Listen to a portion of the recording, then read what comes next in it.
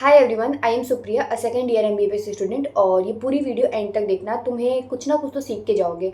और जैसे मैं बोलती हूँ कि मैं कमेंट सेक्शन में गो थ्रू करती हूँ, तो उसमें जो भी मुझे रेलेवेंट लगता है उस पर मैं वीडियोस बना देती हूँ। लाइक तुम्हें जो भी नीड रहता है, क्योंकि मुझे पता नहीं रहता है कि तुम्हें क्या क्या नीड है। और हाँ, अगर न्यू हो तो प्लीज़ चैनल सब्सक्राइब कर लेना, क्योंकि इंपॉर्टेंट अपडेट्स, स्ट्रेटजीज और भी बहुत सारी चीज़ें मैं नीट से रिलेटेड, एमबीबीएस से रिलेटेड, एम से रिलेटेड सब कुछ पोस्ट करती रहती हूँ।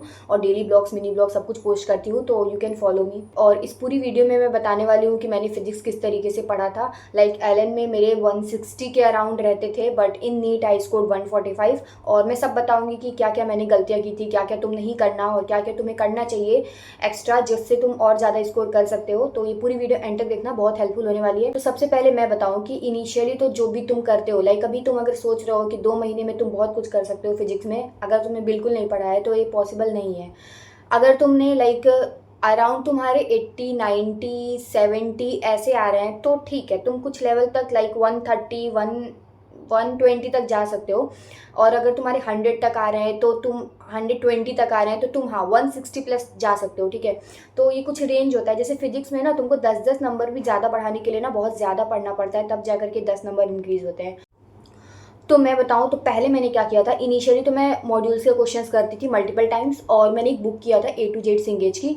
तो मैंने बहुत बार बताया है कि 11th के जो चैप्टर्स होते हैं उनको बहुत ज़्यादा क्वेश्चन प्रैक्टिस चाहिए। और 12th के जो रहते हैं, अगर तुम्हारे पास टाइम नहीं है तो सिर्फ प्रीवियस ईयर क्वेश्चंस को ही तुम बार बार कर लेते हो, तो वो कुछ हद तक तुम नीट का क्वेश्चन सॉल्व कर सकते हो। आई थिंक एनफ है थोड़ा, ठीक है। लेकिन 11th के फिजिक्स के लिए एनफ नहीं है, क्योंकि 11th में ऐसे ऐसे चैप्टर्स हैं ना कि बहुत मतलब टफ है, और तुम्हें ज़्यादा कंसेप्ट स्ट्रॉन्ग चाहिए, क्योंकि तुम 11th का पढ़ रहे हो, फिर तुमको 1 साल बाद नीट में अपेयर करना है। तो ऑब्वियसली तुमको ज़्यादा दिन तक याद रखना है। तो ज़्यादा दिन तक याद रखना है तो सिर्फ छोटे मोटे क्वेश्चंस करके तुम नहीं याद रख सकते हो। जब तक तुम ज़्यादा क्वेश्चंस नहीं करोगे तो चीज़ें याद नहीं होंगी, ठीक है। तो तुम भी जितना भी टैलेंटेड हो यार, पर क्वेश्चन प्रैक्टिस ज़्यादा मस्ट है। तुम ऐसा नहीं कि 2-3 क्वेश्चंस करके तुम बहुत स्ट्रॉन्ग बन जाओगे। तो 11th नीड्स प्रैक्टिस, बहुत ज़्यादा प्रैक्टिस चाहिए। 12th के लिए तुम ऐसे नॉर्मली तुम प्रीवियस ईयर क्वेश्चंस भी कर सकते हो ना, तो कर सकते हो, क्योंकि प्रीवियस ईयर क्वेश्चंस में मैंने देखा है मैग्नेटिज्म हो गया, जितना भी तुम्हारे electric charge, field, current, electricity, जितनी भी चीज़ें हो गई, मैंने देखा है कि प्रीवियस ईयर क्वेश्चंस में 100-150 क्वेश्चन हैं, 120 क्वेश्चन हैं। तो आई थिंक उसको तुम बार बार करते हो ना तो काफ़ी है। और कोशिश करना ना, अगर अभी टाइम कम है तो अभी सिर्फ और सिर्फ प्रीवियस ईयर क्वेश्चंस करो। और एक और चीज़ मैं बताती हूँ, एक और चीज़ क्या कर सकते हो अगर प्रीवियस ईयर क्वेश्चंस कर लिया है तो। सबसे पहले जो भी तुम टेस्ट दे रहे हो, मान लो कि तुम्हारे नंबर फिजिक्स में कम आ रहे हैं, तो तुम फुल सिलेबस में ट्राई करो कि सिर्फ और सिर्फ फिजिक्स अटेम्प्ट करें, ठीक है। फुल सिलेबस करके 10-15 पेपर इकट्ठा कर लो, उसमें सिर्फ फुल सिलेबस का अटेम्प्ट करके उसके बाद जो तुम्हारा फॉर्मूलाज गलत हो रहा है, जो कंसेप्ट गलत हो रहा है, उसको जाकर के दोबारा देख लो। और मैं तो बोलूँगी ना, अब देखो अब टाइम नहीं रह गया कि तुम अलग से बुकलेट बना रहे हो, शीट बना रहे हो कि वहाँ तुम एक्स्ट्रा अलग अलग लिखते जाओ। उसी टाइम पे, उसी वक्त तुम वो चीज़ें याद कर लो, जो भी फॉर्मूला है उसी टाइम पे तुम उसको याद कर लो कि अब मुझे किताब खोल के नहीं देखना है। हालांकि तुमको एंड में रिवाइज करना है, पर एटलीस्ट जो भी क्वेश्चन गलत हो रहा है ट्राई करो कि उसी टाइम उसको याद कर ले और जैसे भी दिमाग में बैठा ले, ठीक है। और तो तुम प्रीवियस ईयर क्वेश्चन 12th के लिए रख सकते हो। अगर 11th तुम्हारा वीक है तो मैं बोलूँगी कि यार 11th नीड्स प्रैक्टिस। 2 महीने में 11th में तुम बहुत कुछ नहीं कर सकते हो, और क्योंकि तुम्हें सिर्फ फिजिक्स नहीं पढ़ना है और भी चैप्टर्स पढ़ना है, तो ऐसे तुम फिजिक्स कर सकते हो। और मैंने क्या किया था कि 11th में जैसे कि मैंने ए टू जेड सिंगेज की बुक सॉल्व की थी और मॉड्यूल्स के क्वेश्चन किए थे। मॉड्यूल के क्वेश्चंस को बार बार करते हो तब भी एनफ है, लेकिन मैंने क्या नोटिस किया था कि जो कंसेप्ट है ना वो स्ट्रांग होते हैं ना जब हम कुछ एक्स्ट्रा क्वेश्चंस करते हैं। जैसे कि मैंने जब ए टू जेड सिंगेज में किया तो उसमें हर टॉपिक वाइज में क्वेश्चंस दिए हुए थे, तो वो मुझे बहुत बेनिफिट हुआ और मेरे कंसेप्ट भी स्ट्रांग हो गए। और एक और चीज़ है कि मुझे फॉर्मूलाज भी रट गई थी। बात ये है कि मेरी एक गलती थी, तुम वो गलती मत करना। मैं फॉर्मूला नहीं रटती थी, मैं फॉर्मूला याद नहीं करती थी। नीट में फॉर्मूला याद करना बहुत ज़्यादा ज़रूरी है। मैं डायरेक्ट डेरिवेशन करती थी, हर जगह मैं डेरिवेशन करती थी। हमें आईआईटी नहीं क्रैक करना, हमें नीट क्रैक करना है। गिने चुने फॉर्मूलाज हैं, उन्हीं पे बार बार क्वेश्चंस आते हैं, तो हमें फॉर्मूलाज याद करना है। और कंसेप्ट समझ लिए ठीक है, पर एट द एंड फॉर्मूला जो एक बॉक्स में बना करके सर दे रहे हैं उसको तुम बिल्कुल रामबाण मान के याद कर लो कि किस पे कैसे रखना है, ठीक है। थोड़ा बहुत से ओवरव्यू हो जाना फॉर्मूला के डेरिवेशन पे, लेकिन यार एट द एंड फॉर्मूला याद करना पड़ेगा। तो मेरी तरह मत करना कि पूरा डेरिवेशन कर रहे हो।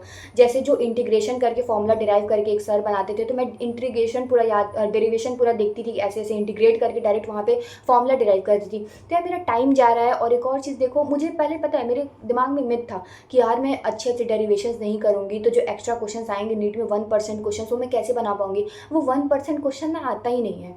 मैं बस मिथ में रह गई कि हाँ मुझे बहुत अच्छे से फिजिक्स का पूरा ज्ञान जानना है, लेकिन ऐसा नहीं है। नीट में ना बहुत ऐसे बेसिक्स फॉर्मूलाज तुम याद कर रहे हो ना तो तुम क्वेश्चंस बना लोगे, और तुम देखोगे ना तुम इतने बड़े बड़े क्वेश्चन सॉल्व कर रहे हो, पर नीट में एक बहुत बेसिक लेवल का क्वेश्चन आ जाएगा और उसी में तुमको घुमा देगा, वर्ड्स में घुमाता है नीट वाला, मतलब बहुत एक्स्ट्रा टफ क्वेश्चन नहीं देता, वो वर्ड्स में ही घुमा देता है। कभी कभी कभी कभी एक आध क्वेश्चंस आ जाते हैं जो जेन्युइनली सच में टफ रहते हैं, पर पता है वो उसको तुम टैकल कर सकते हो। कभी कभी ना प्रीवियस ईयर एम्स के क्वेश्चन रहते हैं या फिर प्रीवियस ईयर जेई मेंस के क्वेश्चंस रहते हैं, तो तुम अभी देखो, अब तुम वो 1% क्वेश्चन करने के लिए ना कि पूरा तुम प्रीवियस ईयर एम्स का क्वेश्चन मत करने लगना और पूरा जेई मेंस का मत करने लगना। सब कुछ कर लिया है तो जेई मेंस के क्वेश्चन देख सकते हो, लेकिन मैं बोलूँगी कि ज़्यादा प्रेफर करो ना कि तुम नीट लेवल के ही मॉक टेस्ट इकट्ठा करो और उसमें जो भी तुम्हारे फिजिक्स के जो टॉपिक्स हैं, फिजिक्स के जो क्वेश्चन है उसको अटैम्प्ट करो और उसको दोबारा जा करके कंसेप्ट पढ़ो और उसी टाइम पे याद कर लो चीज़ें, ठीक है। और फिजिक्स में मैंने एक और गलती किया था कि देखो मैं बहुत ज़्यादा मल्टीपल क्वेश्चंस करती थी, लेकिन एट द एंड मैंने ये भी रियलाइज़ किया कि नीट में उतना भी मल्टीपल क्वेश्चंस करना ज़रूरी नहीं है। मतलब करो वैरायटी ऑफ क्वेश्चंस, लेकिन एक सेट ऑफ क्वेश्चंस रखो जिसको तुमको बार बार रिवाइज करना है। जैसे कि मॉड्यूल्स में तुम कर रहे हो तो एटलीस्ट ना जो क्वेश्चन तुमसे पहली बार बन गया ना वो हमेशा बनेंगे, हमेशा। जो क्वेश्चंस नहीं बन रहे हैं ना उसको तुम एनसर्कल कर लो, वो तुमसे हर बार अटकेंगे, तुमको वही बार बार रिवाइज करना है, पूरा पूरा टॉपिक रिवाइज नहीं करना है। तो कभी कभी मॉड्यूल्स में क्वेश्चन होता है जो एज इट इज़ फॉर्मूला रख करके आंसर निकालने वाले होते हैं, लेकिन वही लेवल होता है नीट का, ठीक है। कुछ कुछ क्वेश्चंस होते हैं जो बहुत हाई लेवल के आते हैं, तो तुम्हें वो 1% के चक्कर में तुम तभी भाग पाओगे जब कुछ एक्स्ट्रा क्वेश्चन सॉल्व कर रहे हो। पर एटलीस्ट जितना मैं बोल रही हूँ उतना कर लेना। हाँ, तो मॉड्यूल करते वक्त जो भी तुम्हारे से क्वेश्चन नहीं बन रहे हैं उसको तुम एनसर्कल कर लो और उसी को तुमको बार बार रिवाइज करना है रिवीजन के तौर पर, ठीक है। और कुछ कुछ प्रीवियस ईयर क्वेश्चन कर रहे हो तो ऑलरेडी तुम अल्टीमेटली सब कुछ रिवाइज कर रहे हो। Previous year question I think and में तुम लोग कभी भी डिले मत रखा करो कि सब कुछ करने के बाद प्रीवियस ईयर क्वेश्चन करेंगे। एक टॉपिक कर रहे हो, एक चैप्टर कर रहे हो, चैप्टर के जस्ट बाद ही प्रीवियस ईयर क्वेश्चन कर लो। और दूसरी बात, जब रिवीजन कर रहे हो ना, अगर तुम्हें थोड़ा भी कॉन्फिडेंट है ना उस चैप्टर को लेकर के, तो तुम डायरेक्ट प्रीवियस ईयर क्वेश्चन करो। कभी कभी क्या होता है ना, देखो नीट में ना फिजिक्स एक दो बार करने से नहीं होगा काम, सच बोल रही हूँ। कोई कोई चैप्टर है जो शायद हो सकता है, लेकिन तुम्हें फिजिक्स में भी एटलीस्ट 4-5 बार तो रिवीजन चाहिए पर चैप्टर का। कुछ कुछ चैप्टर्स हैं जैसे कि तुम पहली बार अगर कभी कभी तुम्हारे साथ भी होता होगा कि तुम 15 दिन छोड़ दिए फिजिक्स पढ़ना, तुमसे बायोकेमिस्ट्री पढ़ते रहे, तो तुमसे फिजिक्स के क्वेश्चन ही नहीं बन रहे हैं, ऐसा होता होगा। और ना हम चीज़ें भूल जाते हैं, तो हमें मल्टीपल टाइम रिवीजन फिजिक्स का भी चाहिए। कोई भी चैप्टर हो, ईजी से ईजी चैप्टर हो, फिर भी उसका मल्टीपल रिवीजन चाहिए। और मैंने इसके पहले भी फिजिक्स के वीडियो सारे बनाए हैं, उसको तुम जा करके देख सकते हो। मैंने एक फिजिक्स में ये भी बताया है कि मैंने सीरियल ऑर्डर में सारे चैप्टर्स को अरेंज कर दिया प्रीवियस ईयर क्वेश्चंस के बेसिस पे एनालिसिस पे। मैंने देखा है कि उसमें पर्टिकुलर चैप्टर से ज़्यादा क्वेश्चंस आ रहे हैं जैसे 10-15 साल में, तो फिर उसको मैंने प्रायोरिटी के ऊपर से ऊपर रखा है। इस तरीके से मैंने देख करके एक चार्ट बनाया है। कभी कभी ना हमें देखो कोई कोई चैप्टर का तुम देखोगे नीट में बहुत आसान क्वेश्चन पूछा है, लेकिन तुमको पता है वो आसान क्वेश्चन सॉल्व करने के लिए तुम्हें थोड़ा हाई लेवल का करना पड़ेगा। तो अभी के लिए मैं बोलूँगी कि प्रीवियस ईयर क्वेश्चन पे करो, और प्रीवियस ईयर क्वेश्चन पे स्विच करोगे तो यार प्रीवियस ईयर क्वेश्चन करने में भी टाइम लगता है। पहले से किया है तो अभी जल्दी जल्दी रिवीजन के लिए उसको कर सकते हो। और एक और चीज़ है कि तुम मॉक टेस्ट में अगर सिर्फ प्रीवियस फिजिक्स ही अटैम्प्ट करते जा रहे हो तो भी बेनिफिट होगा। हाँ, पर ऐसा तब करना ना कि जब तुम्हारे chemistry physics chemistry bio strong हो, क्योंकि ना अगर तुम्हारा मान लो केमिस्ट्री फिजिक्स दोनों स्ट्रॉन्ग है तो दोनों अटैम्प्ट करके फिर तुम उसको एनालाइज कर लेना। तो इस तरीके से ना तुम्हें दिमाग खुद लगाना पड़ेगा। हर चीज़ मैं नहीं बता सकती हूँ। देखो मैं हर चीज़ बता भी सकती हूँ, लेकिन मुझे हर एक बच्चे की कंडीशन नहीं पता है। किसी का पर्टिकुलर सब्जेक्ट वीक रहता है तो और किसी का पर्टिकुलर सब्जेक्ट में कोई पर्टिकुलर चीज़ वीक रहती है, कोई पर्टिकुलर एरिया वीक रहता है, तो वो चीज़ मुझे पता लगेगा तब मैं बता पाऊंगी। मैं ओवरऑल हर स्टूडेंट के बेसिस पे ये बताती हूँ। और तुम्हारे पास जो पर्सनल क्वेरी रहता है ना, तो उसके लिए अलग अलग सोल्यूशंस रहता है, तो वो मेरे लिए देना थोड़ा टफ होगा क्योंकि मुझे सबका स्टडी पैटर्न नहीं पता है कि कौन कैसे क्या कर रहा है। तो ठीक है, तो फिर इतना ही था फिजिक्स में। और मैं बोलूँगी कि मॉक टेस्ट में वही बस अटैम्प्ट करो, फिजिक्स का अटैम्प्ट करो। अगर फिजिक्स में ही सिर्फ कमा रहे हैं तो 10-15 मॉक टेस्ट इकट्ठा कर लो, सिर्फ फिजिक्स का ही फुल सिलेबस सॉल्व करो और उससे तुम्हारे ग्रिप स्ट्रॉन्ग होते जाएगा। एक्चुअल में क्या होता है कि मॉक टेस्ट का तुम अगर स्ट्रॉन्ग कर रहे हो ना जो भी टॉपिक्स है, तो मॉक टेस्ट में वही क्वेश्चन आ रहे हैं जो तुम्हारे नीट में भी जिस टॉपिक पे आए। तुम देखो ना पूरे चैप्टर में से हर एक एरिया से तो क्वेश्चन नहीं ना आ सकता है।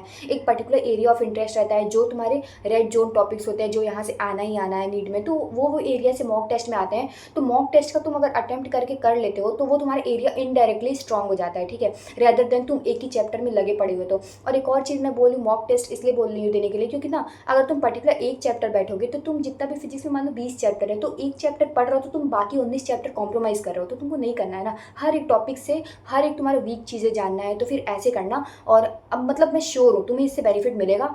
चलो ठीक है, वीडियो कुछ भी अगर थोड़ा भी हेल्पफुल लगा हो तो लाइक कमेंट सब्सक्राइब सब कर देना। और अपडेट्स मैं देती रहती हूँ और I think I genuinely care for you. और एक और चीज़ है कि और भी कोई डाउट्स हो तो तुम कमेंट सेक्शन में लिख सकते हो। मैं जितना भी रेलेवेंट देखती हूँ कमेंट्स, मैं उस पर वीडियो बना देती हूँ जो भी मुझे नीड लगता है। चलो ठीक है, वीडियो एंड करते हैं और बाय बाय, अच्छे से पढ़ो।